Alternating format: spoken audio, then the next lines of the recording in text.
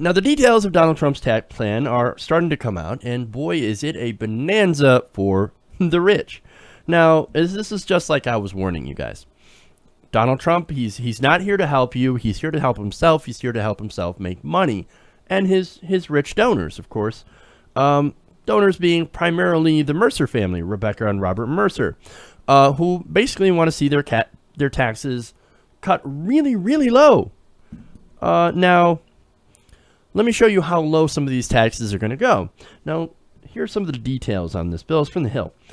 This bill will include a proposed cut on foreign profits received by American companies, okay, and a reduction in the top tax rate for pass-through businesses from 39.6% to 15%, according to the Wall Street Journal. So that is a corporate tax cut from almost 40% to 15%. Disaster. Now, Trump's plan will also eliminate a lot of income tax brackets for individuals. And basically, he's going to do what he said. I'm going to simplify the tax code. Which, again, if you simplify a progressive tax code, that means that it's going to save wealthier people a lot of money. Now, you also have the elimination of the alternative minimum tax. Now, of course, that's the tax that rich people pay. All right, this is something that rich people primarily pay.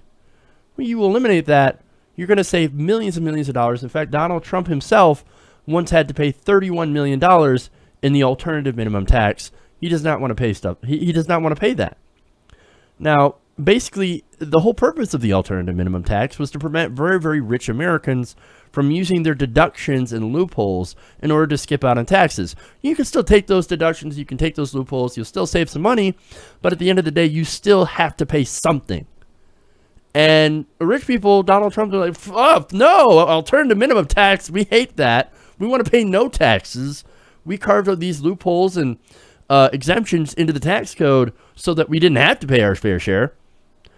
And now you're saying we have to pay something? Well, shit. We're going to get rid of that. And now that we have full Republican control of the House and Senate and the presidency, we're going to try to make sure that that happens. So they want to, again, eliminate this alternative minimum tax. Now, it's interesting. You've got massive corporate tax cuts, the elimination of the alternative minimum tax. And, of course, there's some other stuff in there, right? And no surprise, it's going to primarily benefit the wealthy. You have the expanded child and dependent care credit that he wants to increase. Okay. Or actually, he wants to push for this. Well, wait a minute. Well, that sounds kind of nice. There's a child care credit, right? Well, yes and no. Because this tax primarily benefits rich people. Almost 70% of the benefits going to families with incomes in excess of $100,000. So yeah, it's going to help primarily rich people. It might help a few poor families, more middle-class families, but again, primarily rich people. And of course, he is proposing to increase the standardized deduction, which currently rests at $6,300 for individuals and $12,600 for families. Now, so those are some of the details on his tax plan. Obviously, there's more, but nobody seems to be asking the question of how the hell do we pay for this? Okay, already this is a bonanza for the rich. They're going to save lots and lots of money, and this is going to blow up the deficit, right? Well, nobody asked that question. Now, many tax experts have expressed some concern that some of these tax cuts would significantly increase the budget deficit. So, they're the ones that are asking. Tax experts like, hey, man, isn't this going to blow up the deficit? Well, you have Finance Committee Chairman Senator Orrin Hatch telling the Associated Press on that issue that, quote, he's not convinced that cutting taxes is necessarily going to blow a hole in the deficit. Now, wait a minute. No, I'm not convinced it's going to blow a hole in the deficit. What are you talking about? We're tax cuts and we're going to have all sorts of wonderful growth, right? And we're not going to have the deficit. The deficit's not going to explode. So, on that point, let me ask you guys, what do you think happened during the Bush years? Turns out I've got a little handy chart to show you what happened to the deficit under the Bush years. Oops. Bush era tax cuts. You see that little tiny sliver in orange? I mean, bigger than every other fucking thing on this graph. That's the effect of the Bush era tax cuts on the deficit. Oops. That is huge. That is bigger than the wars in Afghanistan and Iraq combined. And of course, you see that tiny little sliver of light blue? That is the recovery measures. I'm sorry, the Obama recovery. Right? That is the stimulus package that Republicans howled about. Oh my God, the deficit! You're blowing up the deficit with these, all this spending. We can't spend so much. All the while, the Bush era tax cuts. I mean, you see this. You see that. That's from the Center for Budget Policy and Priorities. That's amazing. But no, Hatch is like, he's going to ignore data and facts, of course, and say, quote, I actually believe it could stimulate the economy and get the economy moving. Oh my God. No, the only thing that this budget is going to stimulate is rich people's wallets. Look, you have to understand, this is a gigantic transfer of money to the richest Americans. Look, I don't think your voters voted for that. Because most of your voters, not necessarily super rich people. Yes, obviously there's some. But man, you think the guy sitting in, what is it? In Appalachia, okay, the coal miner that they talked to, you think he voted to give rich people more tax cuts? Or do you think he voted to, hey, why don't you help me? Why don't you do policies that are going to help us? Well, how does that help you? How does a giant tax cut from 39.6% down to 15% for corporations, how's it going to help you? It's not going to help you. They're not creating more jobs. We already give massive tax cuts to the rich, and that does not have a positive correlation or impact on jobs. Cutting taxes does not create jobs. What creates jobs is demand. And what creates demand is, well, people having money, regular people having money, not just rich people having all the money. And that's the problem. No, see, the thing is, that guy didn't vote for that. But Rebecca Mercer, however, who gave the Trump campaign $13 million, well, they absolutely love this. That's what they want. They want deregulation, and they want massive tax cuts for themselves. Now, furthermore, this might not be the end of this. If this tax cut passes, 15% corporate taxes, you think that's going to be the end of it? No. Check this out. Hatch said this, quote, whether 15% is the right figure or not, that's a matter to be determined. Now you might be thinking, but maybe they'll raise, once they see that it's not working, that it's blowing up the deficit, well, that means they're going to raise taxes back, right? I mean, Ronald Reagan, that's what Ronald Reagan did. He raised taxes 11 times. Well, no, not necessarily. See, the current crop of Republicans is so ideologically bound on the idea of we must have no taxes, zero taxes. That's what our donors tell us that they want. That will make them stimulate growth. But that doesn't work.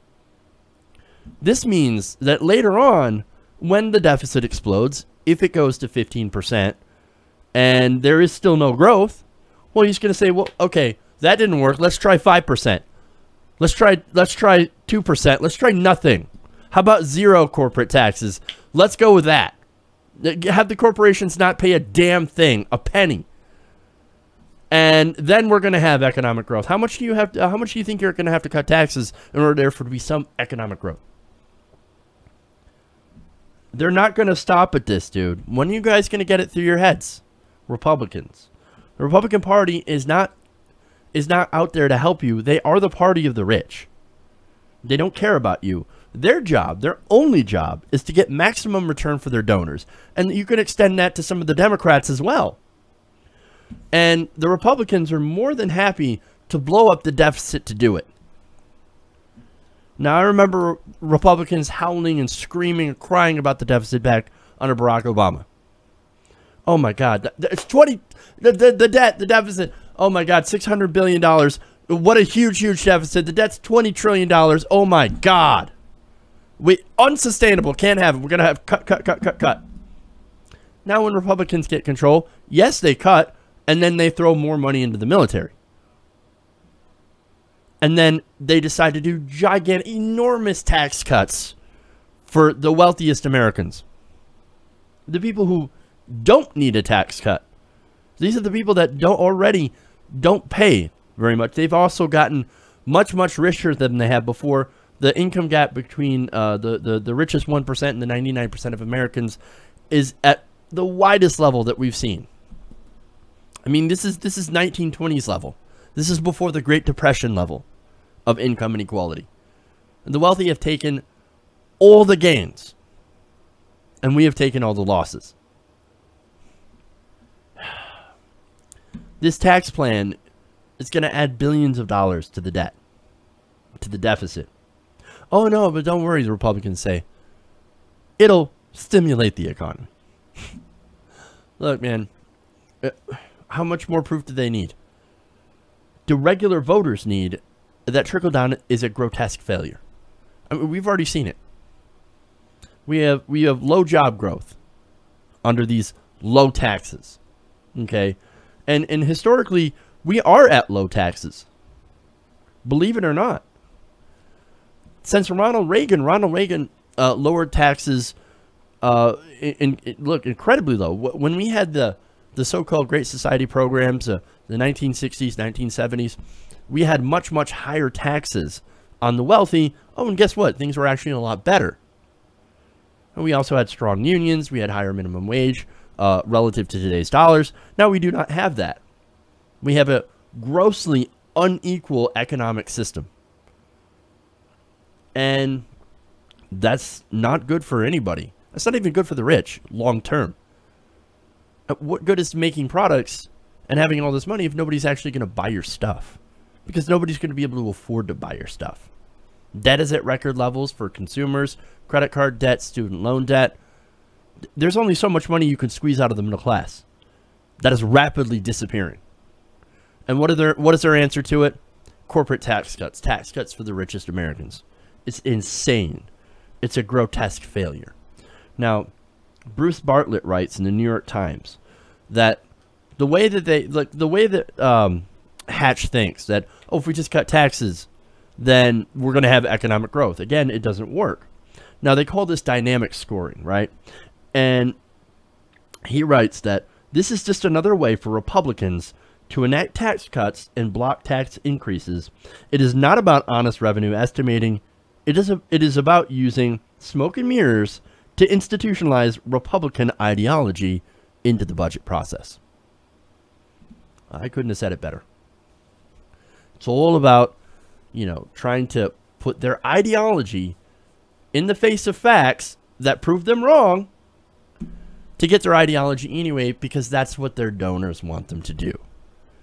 It's all about pleasing the big money donors whose greed is insatiable and has no end, no limit. We have to get politicians in there that actually represent us, and will have the fortitude to fight back against the donors and Wall Street, the donor class, and actually put in progressive policies like progressive taxation and make sure the rich end up paying their fair share so that we can actually, take care of America the way that we're supposed to. Hey everybody, thanks for watching this video. If you want to see more like this, please hit the subscribe button below. And if you want to support truly independent progressive media, please consider becoming a patron at patreon.com/TYTNation.